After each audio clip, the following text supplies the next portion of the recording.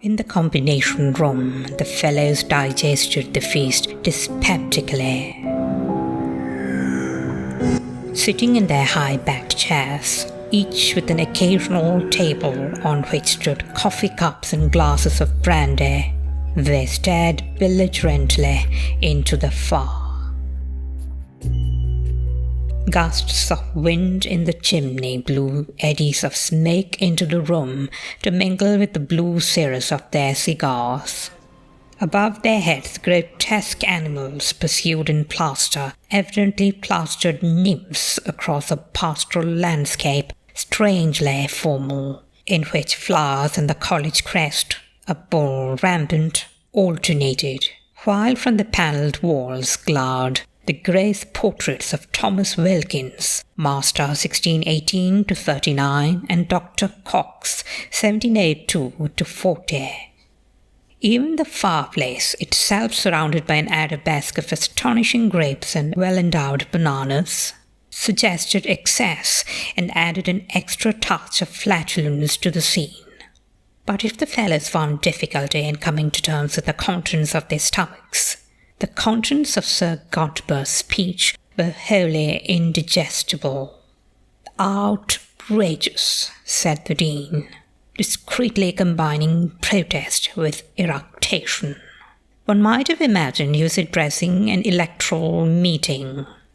"It was certainly a very inauspicious start," said the senior tutor. "One would have expected a greater regard for tradition.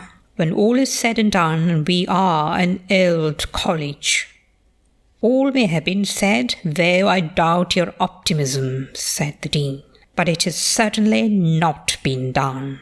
The master's infatuation with contemporary fashions of opinion may lead him to suppose that we are flattered by his presence.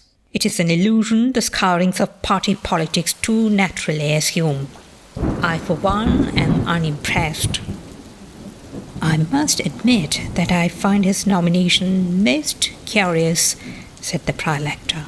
"One wonders what the Prime Minister had in mind." "The government's majority is not a substantial one," said the senior tutor. "I should imagine he is ridding himself of a liability. If this evening's lamentable speech was anything to go by, Sir Godber's statements in the Commons must have raised a good many hackles from the back benches. Besides, his record of achievement is not an enviable one." "It still seems odd to me," said the Prime-Lector, "that we should have been chosen for his retirement." "Perhaps his bark is worse than his bite," said the Bursar hopefully. "Bite?" said the chaplain. "But I have only just finished dinner. Not another morsel, thank you all the same." "One must assume that it was a case of any port in a storm," said the Dean.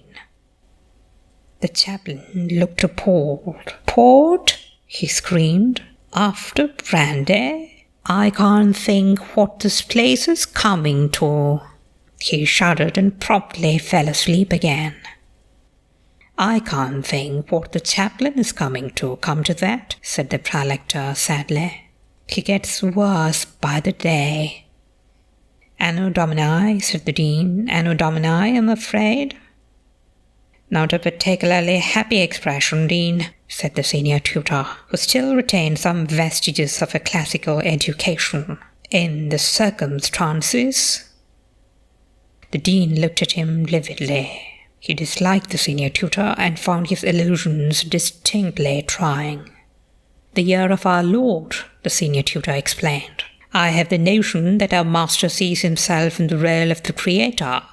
We shall have our work cut out in preventing him from overexerting himself. We have our faults, I dare say, but they are not ones I would wish to see Sir Godber Evans remedy."